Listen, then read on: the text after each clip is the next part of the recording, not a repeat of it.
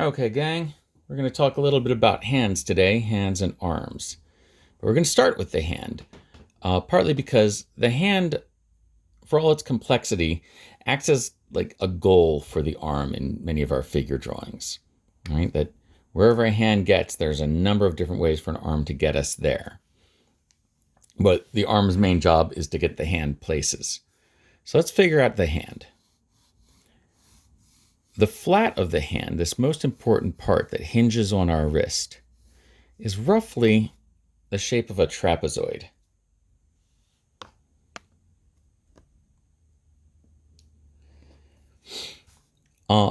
It's not just as the shape of a trapezoid when we look at it head on. From the side, there's another trapezoid that helps us form its dimensions, and that goes from thin at the knuckles to thicker at the wrist. So the opposite of what the flat of the hand does, the main part. So thickness goes from thick to thin the same way that the flat goes from thin to thick. So right here at the wrist. Fingers, if we really look, you really have to stretch out to get a pinky that goes past the line of your trapezoid. And you have to do the same for an index finger to do that. At rest, a pinky is going to come off one way or off one side. Index finger is going to come off the other side. And they're going to generally follow that trajectory.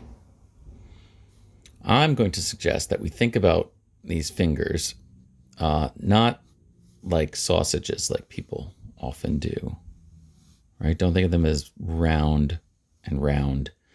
Try to find the angles and facets in them, which is easier if you think about them as sort of like flat cut diner French fries, those kind of big ones.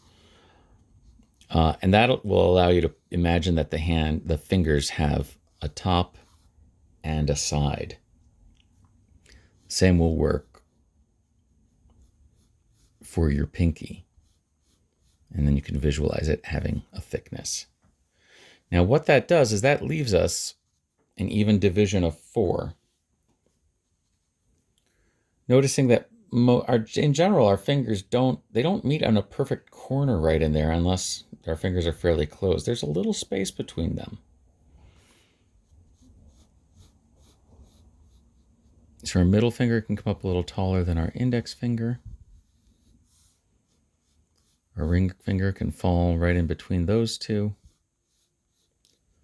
Again, still trying to think more flat cut French fry than sausage. Not really trying to make you hungry. But it allows us to think of this as being something not only with a thickness, but with a side and a top. And that becomes very important for how light hits it and how to visualize it in complex situations. Now our knuckles will come to the surface somewhere in there. There's a little tendon that you can move around that sticks over the bone joint. But all of this right in here, these are all little landmarks that will always come right up to the surface, right under the skin. So if you're, when you were a baby and you were chubby and you had a layer of fat superficially right under your skin, these tended to be dimples. And as you get older and your hands kind of thin out, the bone still comes to the surface, but it's more likely to bulge out of the leanness of your hand than it is to become a dimple in a chubbier hand. Now, the way the finger bends, we look at it and we're almost in thirds from knuckle to knuckle to knuckle, but from this big guy right here to your first knuckle within the finger, we're a little bit longer, all right?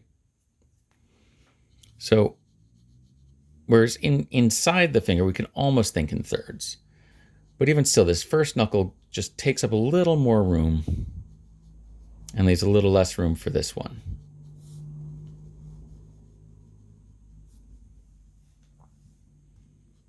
All right. From there, look at your hand. See what the actual contours that form on the outside of this are. They're going to depend on how, muscle and fatty tissue and loose skin bulge around and move.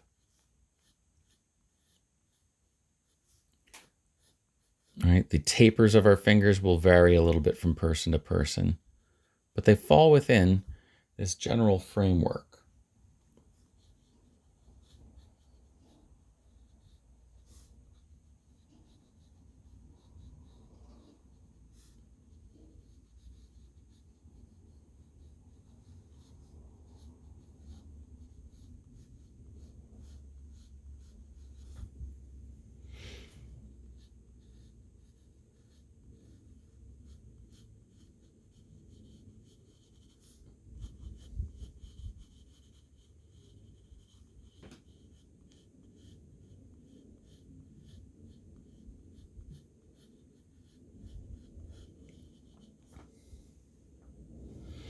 Now the thumb swings off the side of your hand on this kind of triangle shape right in here. But underneath all that, it's kind of another finger, right? We think of it as having just a joint here and a joint here, but the base of it takes us back, almost back to the wrist area. But we can picture that swiveling triangle with those 2 digits of thumb coming off the end of it, and the extra kind of webbing of skin that gives us that flexibility here.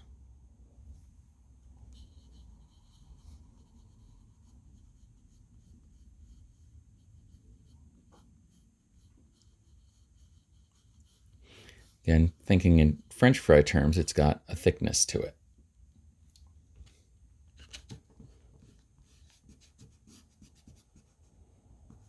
Maybe I draw when I'm hungry a lot. I don't know. Maybe that's why everything reminds me of food.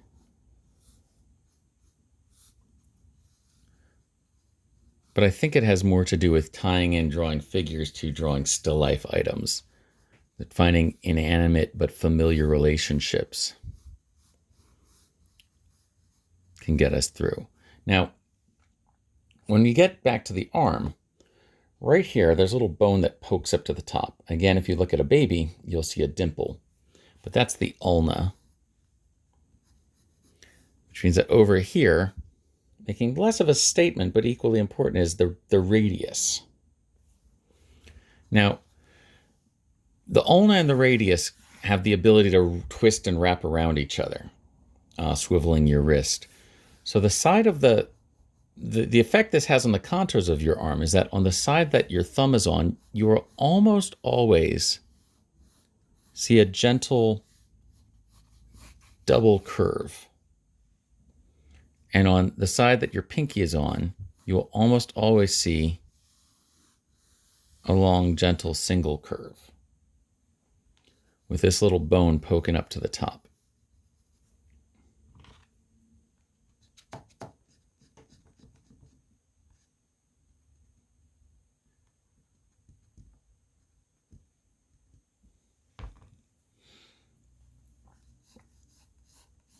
And remembering that all of these contours have a thickness to them, like every other three-dimensional object.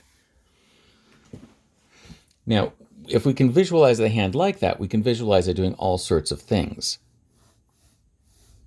If we can draw a trapezoid in three-dimensional space, receding, getting larger, we can then reasonably divide these spaces up into 4 and get our wedge-shaped fingers, these flat wedges of finger, to do what we want them to in three-dimensional space.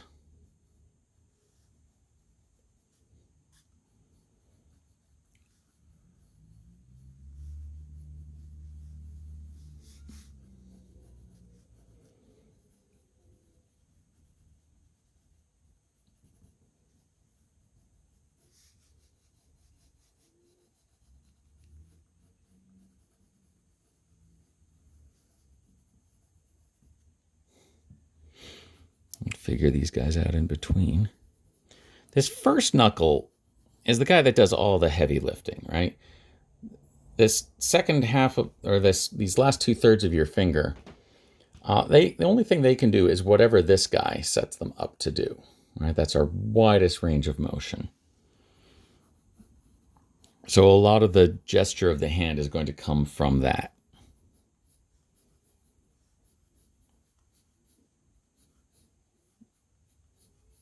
And then these fry guys follow along.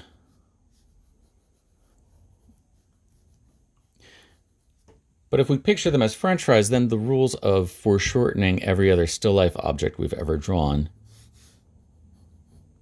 come into play and make the confusing easier to digest and easier to draw.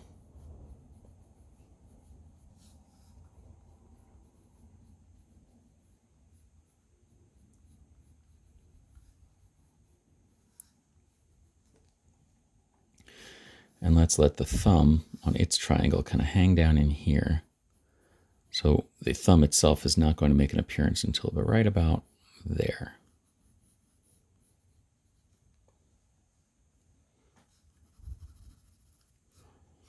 I'm going to give myself a little imaginary light bulb to picture how light is going to hit these planes.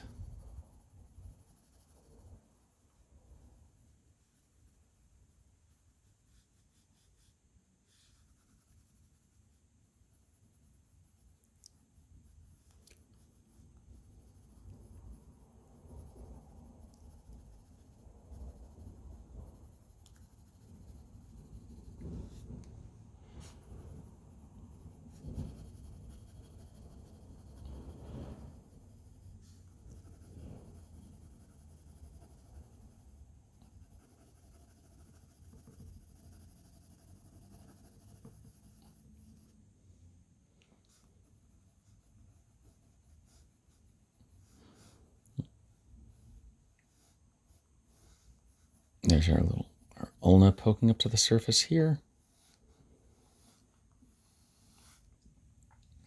A gentle double curve on the thumb side. More of a single curve on the pinky side.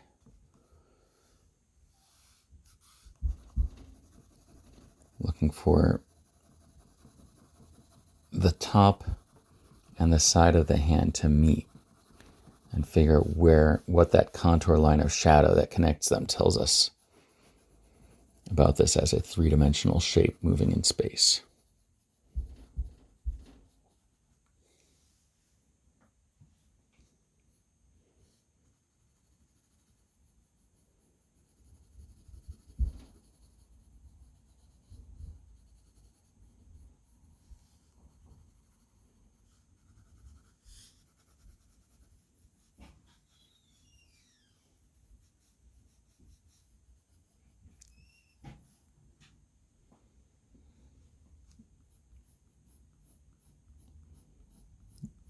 Now, specific contours, little changes in proportion, these will vary from person to person. But if we can think about this general structure,